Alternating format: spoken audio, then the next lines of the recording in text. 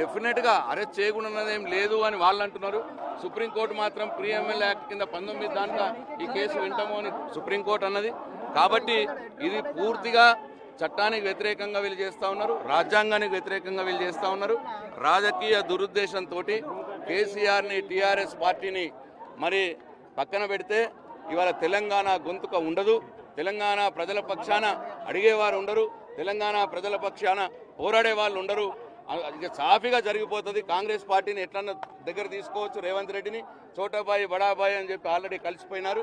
కాబట్టి ఈ ప్లాన్తో వాళ్ళు చేస్తూ ఉన్నారు. ఎంత విచిత్రం అంటే సర్చన్ వచ్చినారు, సర్చన్ వచ్చి 8:45 ఫ్లైట్ తీసుకుపోతామంటున్నారు.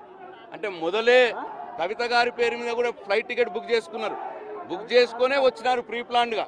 అంటే ఇదంతా కూడా రాజకీయ ప్రేరేపితంగా జరుగుతున్నటువంటి చర్య. దీంట్లో ఏమీ లేదు. సర్చన్ వచ్చినారు, మరి ఏం బయటపడ్డాయో చెప్తలేరు, ఊరికే కావాల్సుకునే తీసుకుపోతామని చెప్పి చెప్తా ఉన్నారు. కాబట్టి డెఫినెట్గా దీని వ్యతిరేకంగా దీన్ని పూర్తిగా ఖండిస్తూ ఉన్నది TRS party, BRS party. Definite గా అరెస్ట్ చేయకుండానేం లేదు అని వాళ్ళు అంటున్నారు. సుప్రీంకోర్టు మాత్రం ప్రీ ఎమ్మెల్యే యాక్ట్ కింద 19 దాంట్లో ఈ కేసు వింటాము అని సుప్రీంకోర్టు అన్నది.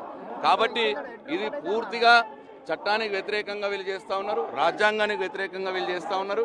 రాజకీయ దురుద్దేశంతో కేసీఆర్ని టీఆర్ఎస్ పార్టీని మరి పక్కన పెడితే ఇవాళ తెలంగాణ గొంతుక ఉండదు, తెలంగాణ ప్రజల పక్షాన అడిగేవారు ఉండరు, తెలంగాణ ప్రజల పక్షాన పోరాడే వాళ్ళు ఉండరు. ఇక సాఫీగా జరిగిపోతుంది. కాంగ్రెస్ పార్టీని ఎట్లన్నా దగ్గర తీసుకోవచ్చు. రేవంత్ రెడ్డిని చోటాబాయి బడాబాయి అని చెప్పి ఆల్రెడీ కలిసిపోయినారు. కాబట్టి ఈ ప్లాన్తో వాళ్ళు చేస్తూ ఉన్నారు. ఎంత విచిత్రం అంటే సర్చన్ వచ్చినారు, సర్చన్ వచ్చి 8:45 ఫ్లైట్ తీసుకుపోతామంటున్నారు.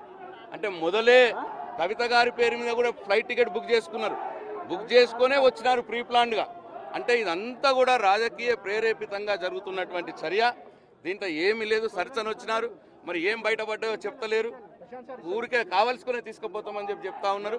కాబట్టి డెఫినెట్గా దీని వ్యతిరేకంగా దీన్ని పూర్తిగా ఖండిస్తూ ఉన్నది టీఆర్ఎస్ పార్టీ, బీఆర్ఎస్ పార్టీ.